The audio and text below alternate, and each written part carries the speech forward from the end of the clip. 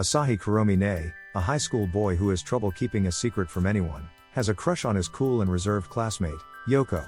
While he worries about getting rejected in a similar manner to his confession of love with class president Nagisa Aizawa, his classmates encourage him to try again. Upon reaching the classroom to confess to Youko, he finds her unfurling a large pair of wings from her back. Youko admits to Asahi that she's a vampire, but could only come to school if she hide her true identity from everyone. Asahi swears that he'll be her friend and keep her secret safe. Meanwhile, newspaper club head, Mikan Akemi plans to see how Asahi's confession went, and Nagisa appears to be spying on Asahi from a distance. Asahi tells his friends that he decided to just be friends with Youko for now.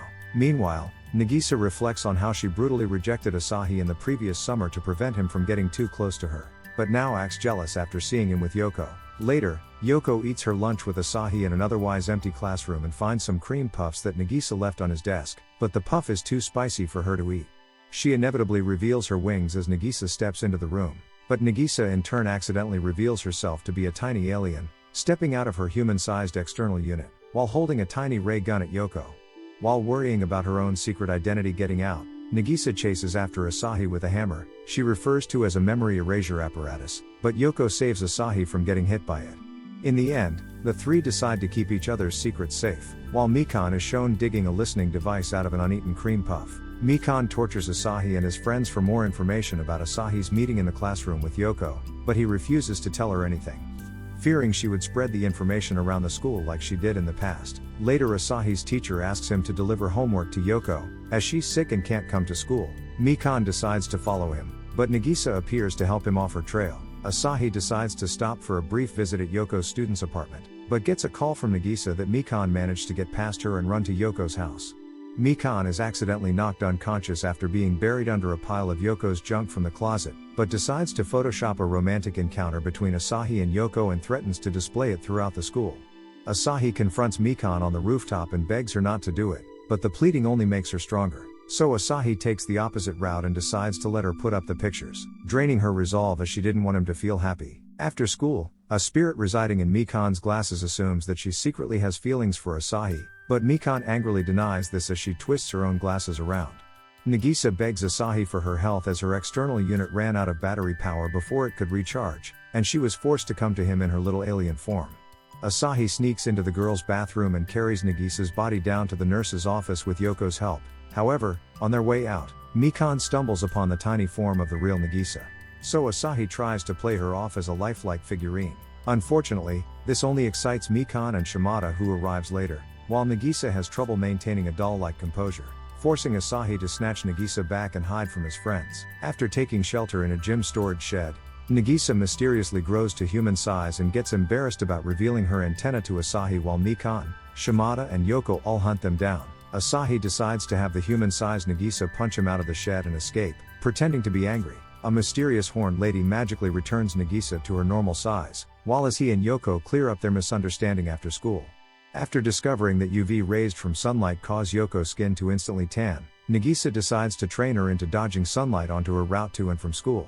Asahi studies up on vampire weaknesses while Nagisa encourages Youko to do a field test with her new training. On the way, they walk through a shopping arcade where Asahi tries to protect Youko from a salesman offering garlic and crosses. However, like sunlight, their effects on Youko are much less harmful than their depictions in popular fiction. Crosses simply make her annoyed and garlic makes her eyes water. After coming across an uncovered bridge, Youko is about to give up her new daytime route, when Asahi asks if she's tried using sunscreen. Youko ends up using it for the first time the next day at school. The following weekend, Asahi and Youko go to an amusement park together. Youko saw it as a chance to get him closer to Nagisa, but Nagisa declined, seeing it as an opportunity to have Youko go on a date with Asahi. The two of them go through the attractions, including a haunted house where Youko was scared at first but becomes upset at the actor portraying a blood-sucking vampire. Later that evening, Youko notes that their outing was similar to the relationship that her own parents had with each other, to the point where they even attended her current school together. Meanwhile, Yoko's father is suspicious of Yoko's new boyfriend and tasks the werewolf, Shido Shishido, with bringing her back home if her secret has been revealed. While returning home from the amusement park, Asahi and Youko encounter a scary wolfman with fangs. Youko recognizes him as her childhood friend, Shido, but he threatens Asahi anyway. When Shido sees the moon in the evening sky, he ends up transforming into a sexy lady named Shiho. The three then go to Yoko's home where Shiho explains that she is the dominant personality in the body she shares with Shido. Shiho then starts teasing Asahi, making Yoko jealous as she reveals that the Wolfman can change at any depiction of the moon, including a picture that she shows to Shiho. Meanwhile, Nagisa heads to Yoko's home to make a peace offering with her homemade cake, but upon arriving finds Shiho pinning down Asahi and leaves. When she returns a moment later, she sees Shido in the same position and flees at the sight. Eventually the girls clear up the misunderstanding, while Shiho tells Yoko in a private moment that she would be more honest about her relationship with Nagisa. The next day, Shiho appears in Nagisa's class as a transfer student, introducing herself as a pervert. After being relentlessly teased by Shiho's body in school, Asahi begins to projectile nosebleed, while Nagisa starts to get jealous. Asahi runs away to meet with Yoko when the two see a tiny girl with horns walking by them. Soon Yoko decides to speak directly with the girl who tells Yoko that she's Akane Komodo, related to their homeroom teacher. Akari the teacher then shows up to wrangle Akane back to her office, where Asahi and Yoko learn that Akane is actually a 1,000-year-old devil with real horns and Akari's great-great-grandmother. Akane also claims that it was thanks to her that the various supernatural creatures were allowed to transfer into the same class. Despite Akane's attempts to portray himself as an adult, Yoko keeps bathing her into childish reactions with snacks and claims to be the more mature girl. The two then decide to have a sexy contest in the empty school gym, with Shiho acting as the judge, while Nagisa starts tracking mysterious demonic energy from her cat-like spacecraft elsewhere in the city. In multiple contests, Yoko and Akane try to one-up each other to prove their sexiness, except Shiho keeps getting the strongest reaction from Asahi. Finally, Yoko challenges Akane to survive by eating awful cream puffs that Mikan made earlier. The contest ends with Yoko and Akane blowing up the gym in a large explosion and sending Nagisa's spacecraft flying from the shock wave. Asahi finds out that he has to retake a cooking class, having missed the previous one. He's delighted to find out that Yoko, Nagisa and Shiho are joining him in making curry, but soon finds out that all three girls have trouble making it. Nagisa's directions lead her to make a chocolate cake, which is accidentally tossed out a nearby window where Akane catches it with her horn. After taking a bite, she falls in love with it. Mikan decides to buy Akane lots of snacks in hopes of getting an interview with her, but Akane slips away until Akari appears to wrangle her back into the home economics room.